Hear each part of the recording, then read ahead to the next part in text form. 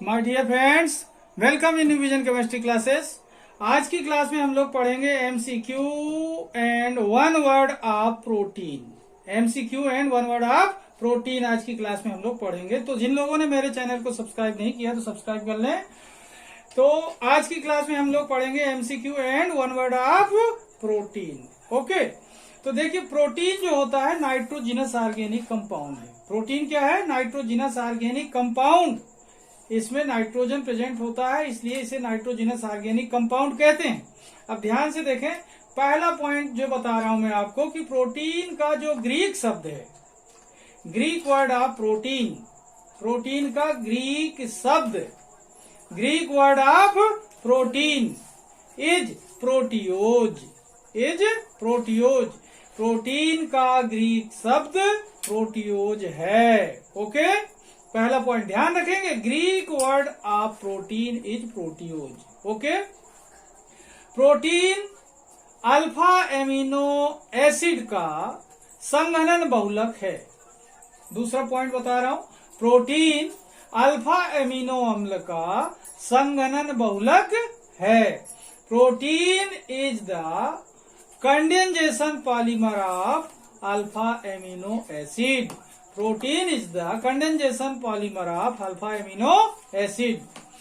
Third point की बात करता हूं, प्रोटीन के बारे में मुल्डर ने बताया था। मुल्डर, MULDER, मुल्डर ने बताया था। प्रोटीन के बारे में किसने बताया? मुल्डर ने बताया था। ओके, नेक्स्ट पॉइंट की बात कर रहा हूं, मनुष्य में प्रोटीन भार का जितना वजन होता है मनुष्य का, उसका 15% होता है। कितना परसेंट होता है? 15% होता है। प्रोटीन प्रोटोप्लाज्म का मुख्य आधार है। Protein is the basic component of protoplasm. Protein is the basic component of protoplasm. Okay, protein protoplasm का मुख्य आधार है। नेक्स्ट पॉइंट देखते हैं, प्रोटीन ऊर्जा का स्रोत नहीं है। प्रोटीन ऊर्जा का स्रोत नहीं है। Protein not source of energy. Protein source नहीं है एनर्जी का। एनर्जी का सोर्स प्रोटीन नहीं है। ओके स्टूडेंट, तो इस तरीके से देखें, फर्स्ट पॉइंट देखा प्रोटीन का ग्रीक शब्द प्रोटियोज। सेकेंड क्या पॉइंट देखा? प्रोटीन अल्फा एमिनो एसिड का संघनन बहुलक है।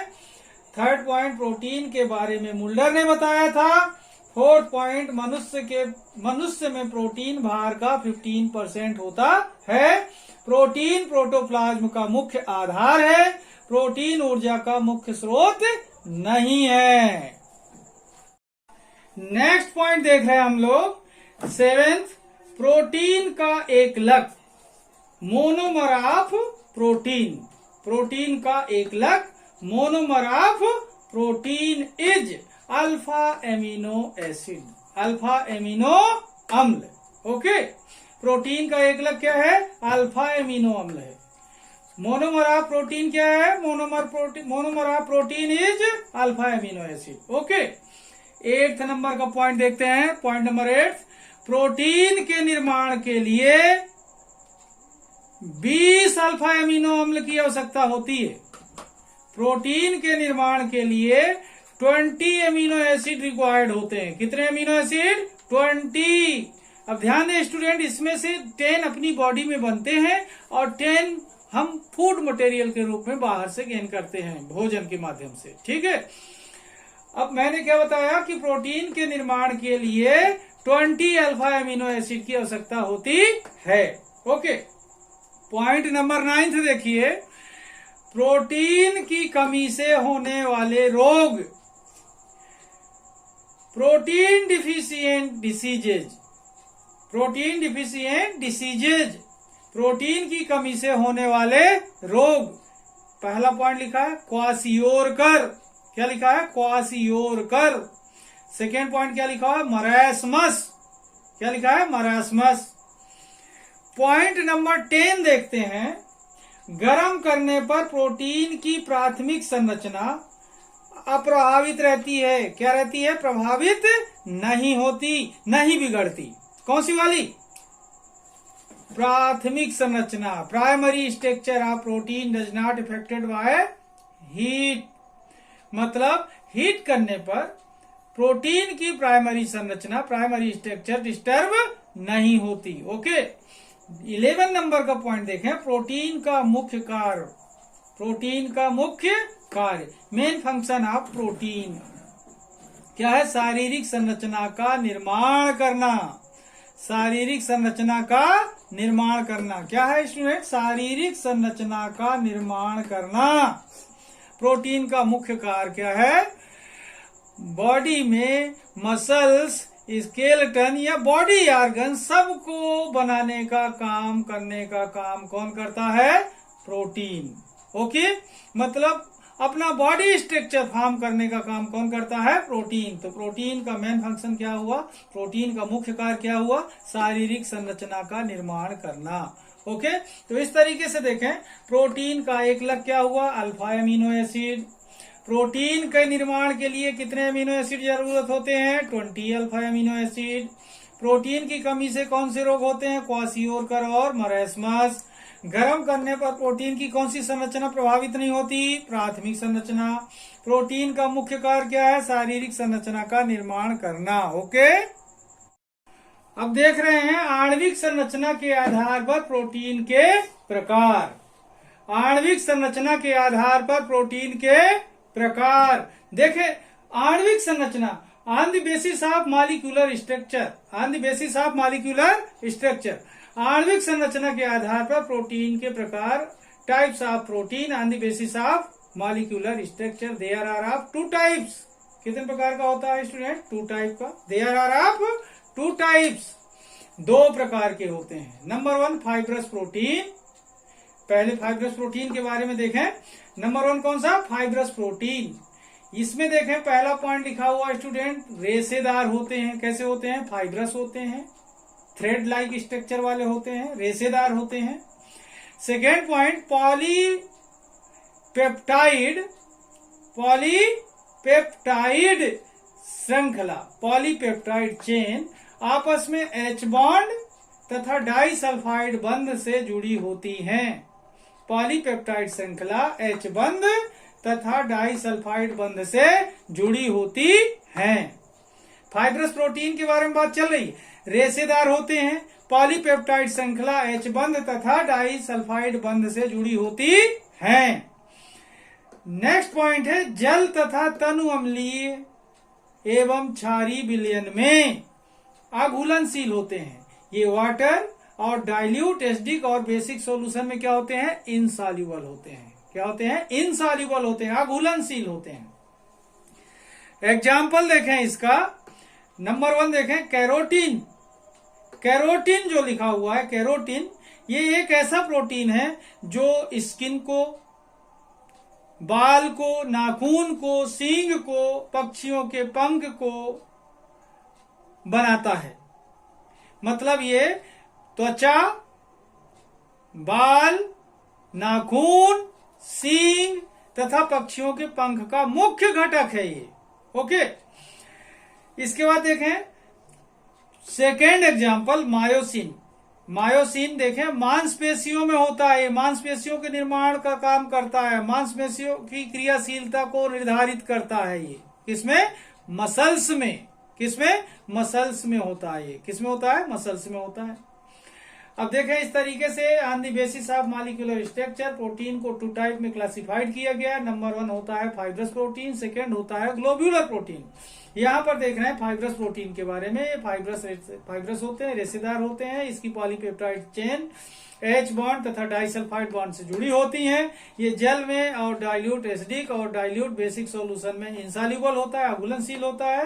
कैरोटीन और मायोसिन इसके मुख्य एग्जाम्पल हैं। सेकेंड नंबर देख रहे हैं, globular protein. Globular protein second. यहां पर देखें फर्स्ट क्या हुआ था? Fibrous protein. सेकेंड क्या हुआ? Globular protein. तो कैसा होता है? फर्स्ट पॉइंट देखें इसका, गोलाकार होते हैं। कैसे होते हैं? गोलाकार होते हैं। कैसे होंगे? राउंड शेप के होते हैं, स्फेरिकल होते हैं। त्रिविम तथा कुंडलित संरचना वाले होते हैं। कैसे होते हैं? 3 dimensional and helical shaped. 3 dimensional and helical shaped होते हैं। ये त्रिविम तथा कुंडलित संरचना वाले होते हैं। एक पॉइंट और देखें इसका विशेष, ये जल तथा तनु अम्लीय विलयन एवं जल तथा तनु अम्लीय विलयन एवं तनु क्षारीय विलयन एवं तनु क्षारीय विलयन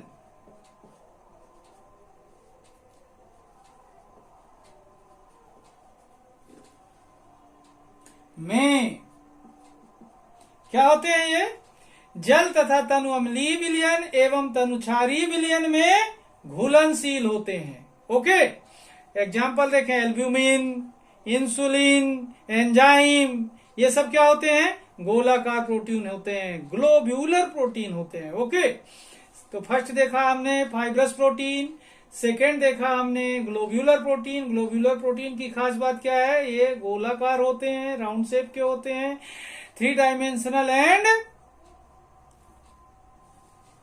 हेलिकल शेप के होते हैं, त्रिविम एवं कुंडलित संरचना वाले होते हैं।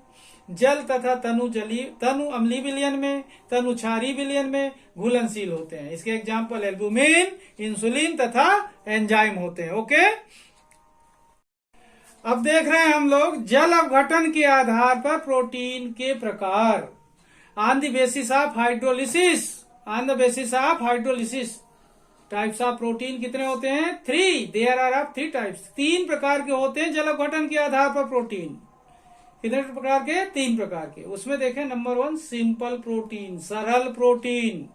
सेकेंड संयुग्मित protein means conjugated protein. Third होता है व्युत्पन्न प्रोटीन। कौन सा? व्युत्पन्न प्रोटीन मतलब डिराइव्ड प्रोटीन। अब इनकी विशेष बात सुने अपन। जो सिंपल प्रोटीन होते हैं ये ड्यू टू हाइड्रोलिसिस केवल अल्फा एमिनो एसिड प्रोड्यूस करते हैं। क्या प्रोड्यूस करते हैं? Alpha amino acid. जो संयुग्मित प्रोटीन होते हैं जब इनका जल अपघटन होता है तो ये एमिनो एसिड के साथ साथ नॉन प्रोटीनिक पार्ट भी बनाते हैं। क्या बनाते हैं? क्या जल अपघटन होगा तो क्या बनेगा? अल्फा एमिनो अम्ल, अल्फा एमिनो अम्ल। इसमें क्या होगा? जल अपघटन होगा तो अल्फा एमिनो अम्ल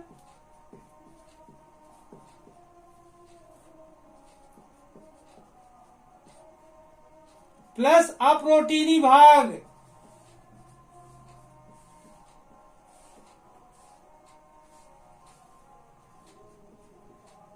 साथ में क्या? अप्रोटीनी भाग। क्या कहते हैं इसको? प्रोस्थेटिक समूह।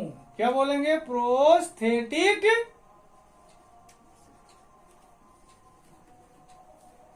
समूह।